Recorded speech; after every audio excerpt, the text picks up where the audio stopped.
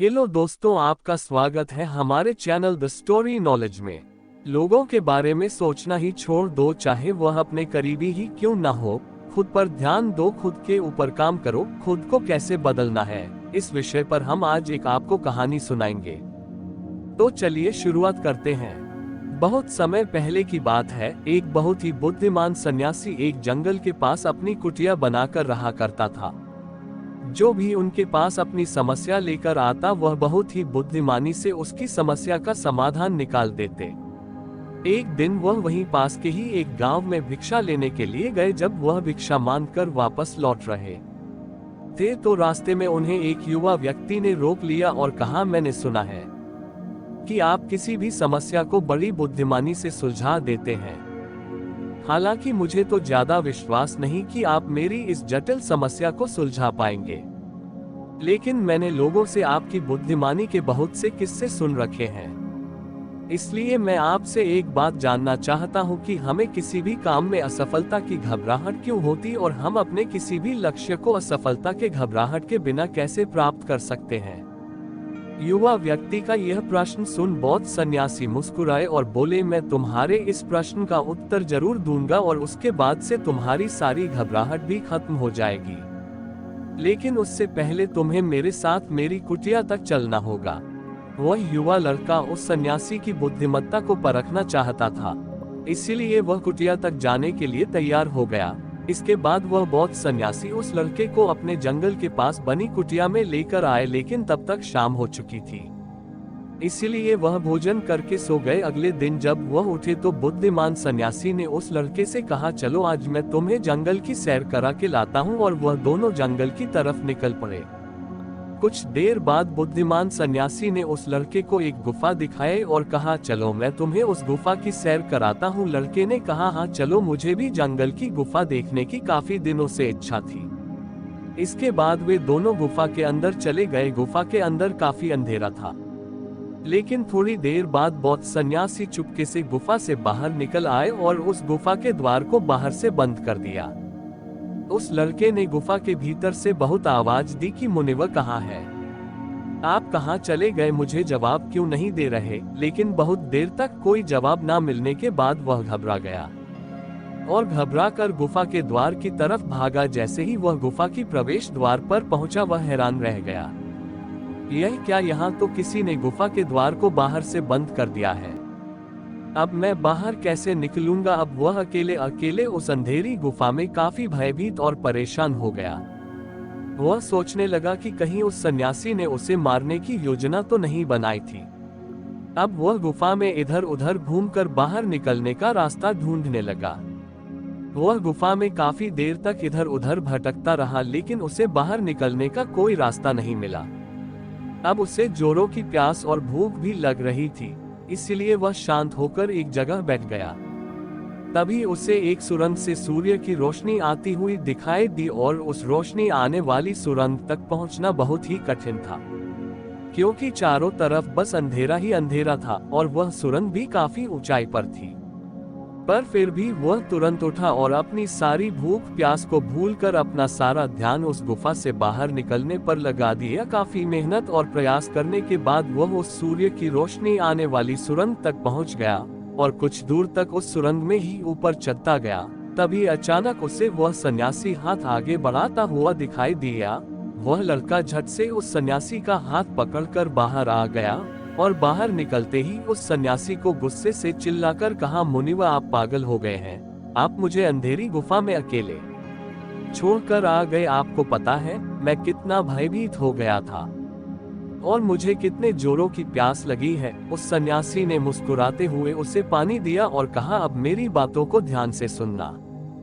तुम इस गुफा के बाहर सिर्फ 2 कारणों की वजह से निकल पाए, जिसने तुम्हें इस गुफा से बाहर निकलने के लिए मजबूर किया। पहला कारण, क्योंकि तुम्हें जोरों की प्यास और भूख लगी थी, और दूसरा कारण, तुम्हें वहां घुटन महसूस हो रही थी, क्योंकि तुम्हें मित्रों और परिवार वालों के साथ रहने की आदत पड़ चुकी है। अब मैं तुम्हें 2 मुख्य कारण बताता हूँ जिसकी वजह से तुम इस गुफा से बाहर निकल पाए। पहला कारण, क्योंकि तुम्हारे साथ वहाँ यह कहने के लिए लोग नहीं थे कि इतने अंधेरे में इतनी ऊंचाई पर तुम उस सुरंग तक कैसे पहुँच पाओगे, यह तो असंभव है। और दूसरा कारण वहाँ यह कहने के लिए भी लोग नहीं थे कि चलो कोई दूसरा रास्ता देखते हैं, इससे भी आसान रास्ता मिल जाएगा और हम बहुत आसानी से इसको फिर से बाहर निकल जाएंगे। सफलता प्राप्त करने का नियम भी कुछ ऐसा ही है। यह तो मैंने तुम्हें सफलता कैसे प्राप्त करी इसकी एक छोटी सी दुनिया बनाकर दिखाई है, और वास्तविक दुनिया इससे कहीं अधिक जटिल होती है। वहाँ हमें सलाह देने के लिए बहुत से फलत लोग मिल जाते हैं, जो खुद तो कुछ कर नहीं पाए लेकिन हमें ज्ञान देंगे कि यह मत करो, यह बहुत कठिन है, यह तुमसे ना हो पाएगा, इससे अच्छा तो तुम वह काम कर लो, उसमें तुम्हें निश्चित रूप से सफलता मिल जाएगी। और ऐसे ही वह हमारे दिमाग को भटका कर चले जाते हैं और हमें खुद पर संदेह होने लगता है। सफलता ना मिलने का एक बड़ा कारण यह भी है कि सफलता प्राप्त करने की प्रक्रिया बहुत लंबी होती है, और यहाँ जब हमारा मन घंटों घंटों में बदल जाता है तो फिर लक्ष्य प्राप्ति के महीनों और सालों के प्रयास में ही हमारा मन क्यों नहीं बदलेगा। हमारा मन बदल ही जाता है और हम उस रास्ते को छोड़कर अलग अलग राष्ट्रीय अपनाने लगते हैं। गौतम बुद्ध अक्सर अपने शिष्यों से कहा करते थे कि परेशानियां हमें तभी दिखती हैं जब हमारा ध्यान हमारे लक्ष्य पर नहीं होता, और यह बात 100% सही है। जैसे जब एक तीरंदाज तीर मारने वाला होता है तो वह अपनी एक आंख को बंद कर लेता है और दूसरी आंख से सिर्फ लक्ष्य को देखता है, तब जाकर वह अपने लक्ष्य को भेद पाता है। ठीक इसी प्रकार हमें सफलता का डर तभी लगता है जब हमारा ध्यान अपने लक्ष्य पर न होकर रास्ते पर आने वाली कठिनाइयों पर होता है। तो तुम इस गुफा से बाहर इसीलिए निकल पाए क्योंकि तुम्हें गुफा के अंदर सुरंग से आने वाली रोशनी के अलावा और कुछ दिखाई नहीं पड़ रहा था। अगर उस गुफा के अंदर प्रकाश होता तो तुम वहां के बड़े बड़े गड्ढों और कीड़े मकोड़ों को देखकर डर जाते और वहीं भटकते रह जाते। इसीलिए अपना सारा ध्यान केवल अपने लक्ष्य पर टिकाए रखो और आसपास क्या हो रहा है, लोग क्या बोल रहे हैं, उस पर ध्यान देना बंद कर दो। तुम्हारे मित्र और रिश्तेदार क्या कर रहे हैं, उन्हें सफलता मिली कि नहीं, यह सब देखना बंद कर दो और केवल खुद के काम पर ध्यान दो। फिर देखना कि जब तुम्हारा समय आएगा तो लोग खड़े होकर तुम्हारे लिए तालियां बजाएंगे। और इतना कहकर वह बुद्धिमान सन्यासी मौन हो गए। उस युवा लड़के ने कहा, मुनिवा आपने तो आज मेरी आंखें ही खोल दी, आपने कही हर एक बात में ही मुझे बुद्धिमानी नजर आई। आप सच में बहुत बुद्धिमान है, इसीलिए सभी आपको बुद्धिमानी का लोहा मानते हैं। मैं आपको वचन देता हूँ कि आज से मैं मेरे मन को कभी भी असफलता के डर से नहीं सताऊंगा। मैं अपना पूरा ध्यान सिर्फ अपने काम पर लगाऊंगा और जल्दी ही एक सफल व्यक्ति बनकर दिखाऊंगा। इतना कहकर उस लड़के ने बुद्धिमान सन्यासी का धन्यवाद किया और वापस अपने गांव चला गया। तो दोस्तों चलिए इसके बाद की इससे भी अच्छी कहानी की शुरुआत करते हैं। पुराने समय की बात है। नगर में रहने वाला सबल नाम का एक लड़का अपनी जिंदगी से बहुत निराश था। उसकी निराशा का कारण यह था कि वह अब तक कुछ भी नहीं कर रहा था। उसके माँ बाप उसे ताने मारते कि तेरे सारे मित्र कुछ न कुछ कर रहे हैं, लेकिन तू अभी भी घर में ही बैठा हुआ है। मित्रों के बीच भी अक्सर उसका मजाक ही बनता। वह कहीं जाता तो लोग उससे पूछते कि क्या कर रहे हो। उसे यह बताने में बड़ी शर्म आती कि अभी वह कुछ भी नहीं कर रहा। धीरे धीरे उसने रिश्तेदारों के यहाँ जाना और लोगों से मिलना जुलना कम कर दिया। वह ज्यादातर समय अपने घर में ही बैठा रहता। वह अकेले में रोता, भगवान को कोसता और अपनी किस्मत को दोष देता। अब उसे अपनी जिंदगी बोझ सी लगने लगी थी। कभी कभी वह सोचता कि जब वे कुछ करने के लायक ही नहीं है तो फिर उसके जिंदा रहने का भी क्या फायदा, उसे तो मर जाना चाहिए। एक दिन वह अपने नगर की एक सड़क से गुजर रहा था, तभी उसने देखा कि एक गुरु दुख के ऊपर प्रवचन दे रहे हैं। वह भी वहीं भीड़ में पीछे बैठ गया और गुरु के प्रवचन सुनने लगा। गुरु बोल रहे थे कि दुख एक गुरु की भांति होता है, जो हमें जीवन की सच्चाई दिखाता है और हमें सही से जीवन जीने का तरीका सिखाता है। आप चाहे तो अपने दुख रूपी गुरु से जीवन जीना भी सीख सकते हैं, और चाहे तो उस दुख में डूबकर बैठकर रो भी सकते हैं। सबल भी गुरु की यह सारी बातें ध्यान से सुन रहा था, लेकिन उससे गुरु की यह बात सही नहीं लगी। उसने खड़े होकर कहा, दुख कुछ भी सीखा कर नहीं जाता, सिर्फ पीड़ा देकर जाता है। दुख की पीड़ा अनंत होती है, ऐसा लगता है इसके बाद कुछ भी नहीं होने वाला, कुछ भी नहीं मिलने वाला। मृत्यु भी उसके सामने छोटी लगने लगती है। गुरु ने कहा, आखिर क्या दुख है तुम्हें? सबल ने अपना सारा दुख गुरु के समक्ष कह सुनाया और पूछा, क्या आपके पास मेरे इस दुख का कोई समाधान है? गुरु मुस्कुराए और बोले, जिस दिन तुम्हारे पास सच्चा दुख आए उसी दिन मेरे पास लौट कर आना, मैं तुम्हारे दुख का समाधान अवश्य करूंगा। इतना कहकर गुरु वहां से चले गए। सबल ने सोचा, क्या मेरा दुख सच्चा नहीं है? क्या जिस दुख से मैं गुजर रहा हूँ वह झूठा है? कोई भी मेरे दुख को नहीं समझ सकता। जब माँ बाप नहीं समझ पाए तो गुरु क्या समझेंगे? अपने दुखों से परेशान होकर सबल ने एक निर्णय लिया कि अब वह कुछ करके दिखाएगा। उसने एक छोटा सा व्यापार शुरू किया, लेकिन उसमें उसे सफलता नहीं मिल रही थी। पर उसके घर वाले खुश थे कि वह कुछ तो प्रयास कर रहा है। वह अपने व्यापार में जुटा रहा और उसे धीरे धीरे सफलता भी मिलने लगी। फिर उसने रफ्तार पकड़ ली और सिर्फ 3 साल के अंदर ही वह एक बड़ा व्यापारी बन गया।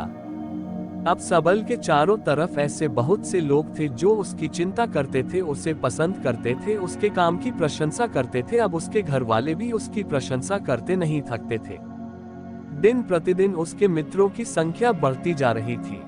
अब वह अपनी जिंदगी से बहुत ही खुश था। उसके कुछ मित्रों ने उसे सलाह दी कि जब तुम बड़े व्यापारी बनकर इतने खुश हो तो सोचो कि अगर तुम इस नगर के, इस राज्य के सबसे बड़े व्यापारी बन जाओ तो तुम्हारे पास कितना सुख होगा, कितने लोग तुमसे जुड़ना चाहेंगे, तुम्हारा कितना नाम फैलेगा। स्वयं राजा भी तुमसे मित्रता करना चाहेंगे और जरूर पढ़ने पर तुमसे ही धन उधार लेंगे।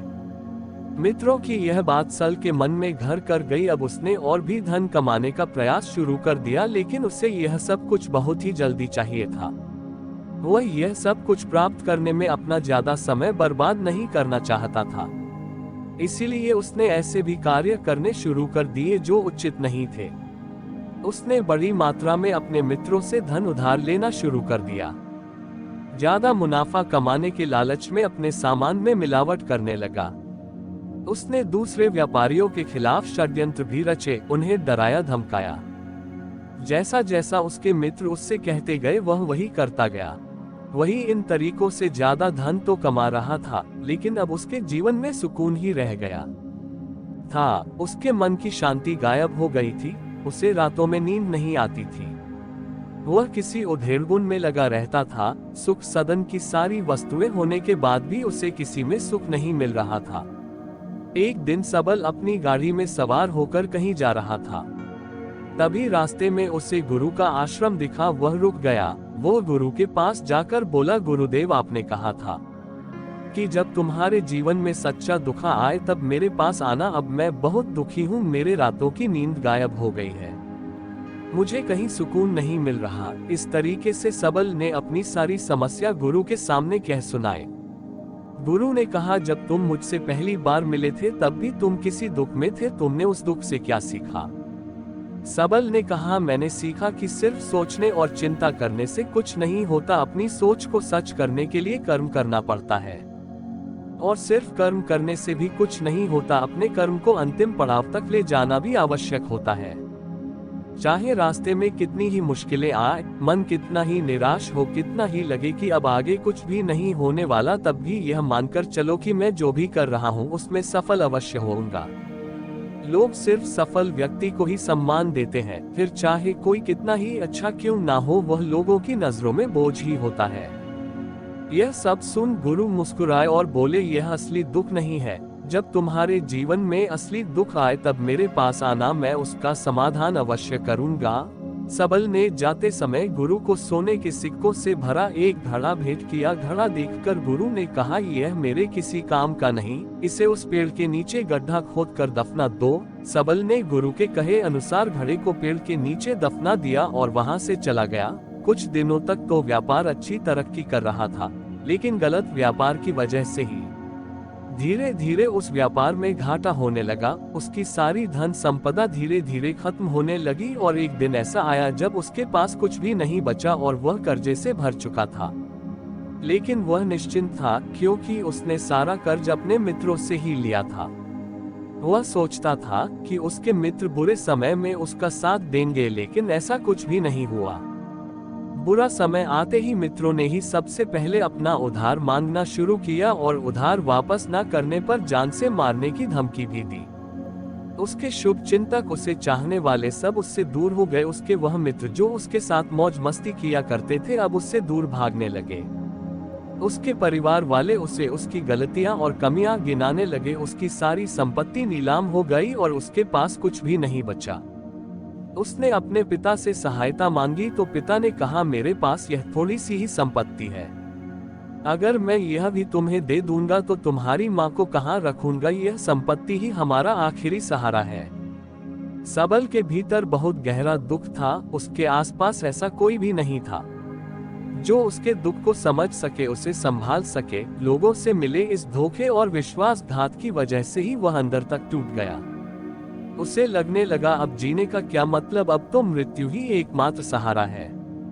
वह आत्महत्या करने एक पहाड़ी की तरफ जा रहा था कि तभी उसे याद आया, गुरु ने कहा था, जब तुम्हारे जीवन में असली दुख आए तब मेरे पास आना। सबल गुरु के पास गया और अपना सारा दुख सुनाया। वह आंखों में आंसू भरकर बोला, मेरे इस दुख का समाधान कीजिए गुरुदेव। गुरु ने कहा, जब तुम्हारे जीवन में असली दुख आए तब मेरे पास आना, मैं उसका समाधान अवश्य करूंगा।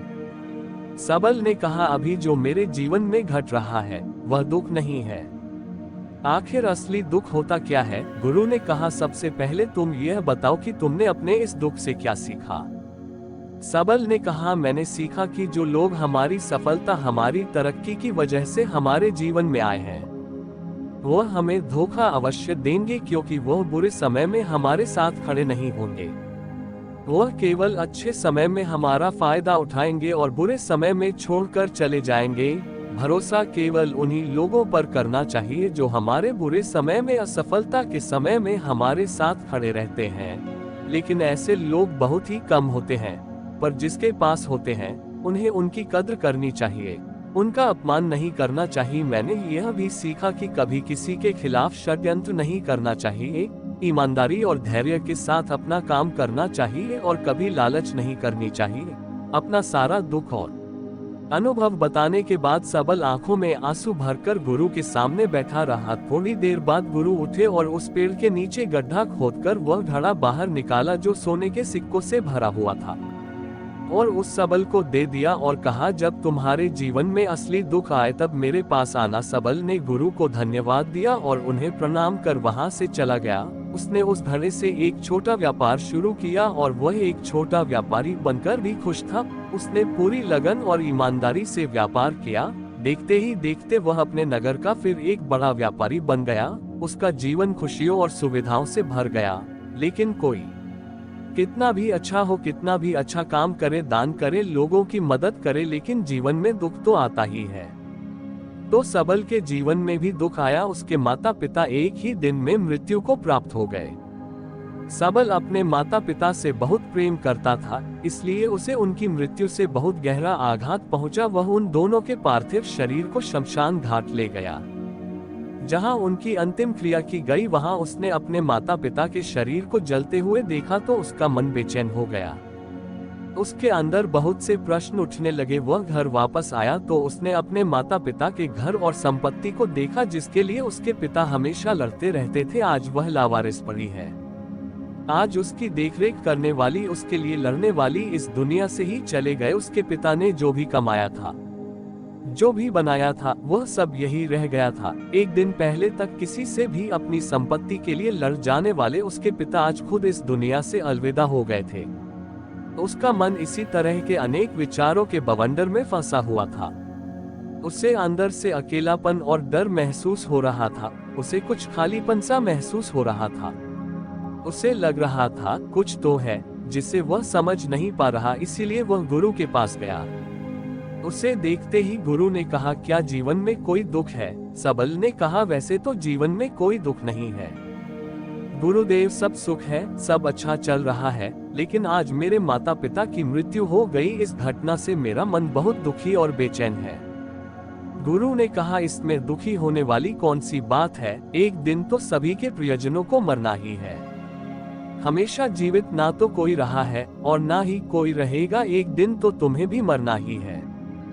हो सकता है कल ही मर जाओ या आज भी मर सकते हो। सबल ने कहा, यह आप क्या कह रहे हैं गुरुदेव कि मैं भी मर जाऊंगा, पर मैं तो अभी जवान हूँ। गुरु ने कहा, इस भ्रम में तो सभी जी रहे हैं कि मृत्यु दूसरों को आती है, बूढ़ों को आती है, लेकिन बूढ़ों के सामने ही जवान मर जाते हैं, बच्चे मर जाते हैं। मृत्यु का किसी की उम्र से कोई संबंध नहीं, यह तो सबको अपना शिकार बना लेती है। गुरु की यह बातें सबल के मन में घर कर गई और वह चुपचाप वहां से चला गया। लेकिन उसका मन अभी बेचैन था, अब भी अशांत था। वह कुछ खालीपन सा महसूस कर रहा था। वह पूरे दिन अपने बारे में ही सोचता रहता कि वह कौन है, इस दुनिया में क्यों आया है, क्या सिर्फ चीजों का प्रयोग करना और मरना ही जीवन का लक्ष्य है। ऐसे ही बहुत से प्रश्न उसके मन में लगातार उठ रहे थे, लेकिन उसे अपने किसी भी प्रश्न का उत्तर नहीं मिल पा रहा था और उसका दुख दिन प्रतिदिन बढ़ता जा रहा था। इसीलिए कुछ दिनों बाद वह फिर गुरु के पास पहुंचा और बोला, गुरुदेव मैं बहुत दुखी हूं, क्योंकि मैं यह नहीं जान पा रहा कि मैं कौन हूं और इस दुनिया में क्यों आया हूं। यह सुन गुरु मुस्कुराए और बोले, आज पहली बार तुम्हारे जीवन में सच्चा दुख पैदा हुआ है। वास्तव में यही है जो दुख कहलाने के लायक है, कि हमें पता नहीं कि हम कौन हैं, क्यों आए हैं, क्या करना है, कैसे करना है। सबल ने कहा, गुरुदेव मेरे इस दुख का समाधान कीजिए। गुरु ने कहा, हम सभी इंसान जीवन भर क्या इकट्ठा करते रहते हैं। सबल ने कहा, सभी इंसान जीवन भर धन संपत्ति मान सम्मान परिवार मित्र पद प्रतिष्ठा इत्यादि इकट्ठा करते रहते हैं। गुरु ने कहा, क्या इन इकट्ठा की हुई सभी चीजों में से एक भी चीज हम अपने साथ ले जा सकते हैं। सबल ने कहा, नहीं गुरुदेव, इनमें से कुछ भी साथ नहीं जाता। मेरे माता पिता के साथ भी कुछ नहीं गया, सब तो यही छूट गया, घर परिवार संपत्ति सब कुछ। गुरु ने कहा, अब मेरी बातों को ध्यान से सुनना। इस दुनिया में हमें जो इकट्ठा करना चाहिए वह तो हम कभी इकट्ठा करते ही नहीं। चीजें हमारे सामने ही होती हैं, लेकिन हम उन्हें देखने का प्रयास ही नहीं करते। इस दुनिया में हमें जिस चीज को इकट्ठा करना है वह हम खुद हैं। हमें खुद को ही इकट्ठा करना है, ताकि जब मृत्यु हो तो हम एक हो सके और स्वयं को पहचान सके। हम भीतर से बटे हुए हैं, प्रेम में, नफरत में, क्रोध में, जलन में, क्रूरता में, धन में, संपत्ति में, पद में, प्रतिष्ठा में, मान में, पहचान में, धर्म में, जाति में, ऐसे ही सैकड़ों हजारों चीजों और वासनाओं में हम बटे हुए हैं। हम टुकड़ों में जीवन जी रहे हैं। इस बंटवारे की वजह से हमारी चेतना कभी एक नहीं हो पाती, हमारी चेतना शक्ति बिखर गई है। इसलिए हमारे पास इतना भी समय नहीं है, इतनी भी ऊर्जा नहीं है कि हम मुड़कर एक बार अपने भीतर देख सकें। वास्तव में जिस धन की कमी, सुविधाओं की कमी, मान सम्मान की कमी को लोग दुख समझते हैं और जीवन भर उसे दुख दुख बोलकर रोते रहते हैं और उनका समाधान खोजने का प्रयास करते रहते हैं, उन्हें उसका समाधान कभी मिलेगा ही नहीं, क्योंकि जिन्हें लोग दुख कहते हैं वह असली दुख है ही नहीं, वह तो सिर्फ इंसान की चाहत है, उसकी इच्छा है, जिसकी पूर्ति कभी नहीं की जा सकती। इसीलिए यहाँ व्यक्ति को ऐसे दुखों का कभी समाधान मिला ही नहीं। इसलिए इन सब के ऊपर अगर अपने दुखों का परम समाधान चाहिए तो सबसे पहले अपने आप को इकट्ठा करो, अपनी ऊर्जा को इस संसार से वापस खींचो और एकत्रित करो। अपने ऊपर ध्यान दो, खुद पर ध्यान लगाओ। मृत्यु से पहले ही अपने आप को पहचान लो, ऐसे ही बिखरे हुए मत चलो। सबल ने कहा, तो क्या गुरुदेव हमें यह संसार छोड़ देना चाहिए, अपनी सभी इच्छाओं को मार देना चाहिए, किसी से प्रेम नहीं करना चाहिए, धन संपत्ति नहीं इकट्ठा करनी चाहिए, मान सम्मान की आशा छोड़ देनी चाहिए। गुरु ने कहा, एक बिखरे हुए मनुष्य के अंदर से कामनाएं, इच्छाएं और वासनाएं ऐसे ही निकलती हैं जैसे पहाड़ से कोई पत्थर गिर रहा हो, जिस पर पहाड़ का कोई नियंत्रण नहीं है सिवाय देखने, परेशान होने और कुछ होने के। इसी प्रकार एक बिखरे हुए मनुष्य की इच्छाएं अनियंत्रित और दुखदायी होती है। उसका अनियंत्रित मन कुछ भी इच्छाएं और कल्पनाएं करता रहता है और दुखी होता रहता है। लेकिन जब व्यक्ति एकत्रित हो जाता है तो वह जो भी करता है सब उसके नियंत्रण में रहता है, तब इच्छाएं भी उसकी इच्छा से निकलती हैं। सबल ने कहा, गुरुदेव आपने मेरे सच्चे दुख का समाधान कर दिया, आपका बहुत बहुत धन्यवाद। आज से मैं खुद को एकत्रित करने का प्रयास करूंगा। गुरु ने कहा, मानो शरीर में बहुत ऊर्जा है, बहुत शक्ति है और यह बेकार के कामों में भटक रह गई है, पृथ्वी की चीजों में लगी रहती है। यह ऐसा ही है जैसे कि एक अत्यंत शक्तिशाली मशीन किसी बच्चे के हाथों में दे दी गई हो और वह बिना सोचे समझे, बिना किसी नियंत्रण और जानकारी के बस इसकी शक्ति को कहीं भी बर्बाद कर रहा हो। इसलिए अपने चेतना की शक्ति पर ध्यान दो और इसे एकत्रित करो। सबल को अपने प्रश्नों का उत्तर मिल चुका था। उसने गुरु का धन्यवाद किया और चुपचाप वहां से चला गया।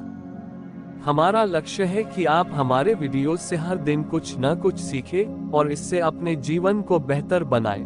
आपको वीडियो कैसा लगा कमेंट करें, इस वीडियो को लाइक करें और हमारे चैनल को सब्सक्राइब करें और इसे अपने दोस्तों के साथ शेयर करना न भूलें। मिलते हैं अगले वीडियो में। धन्यवाद।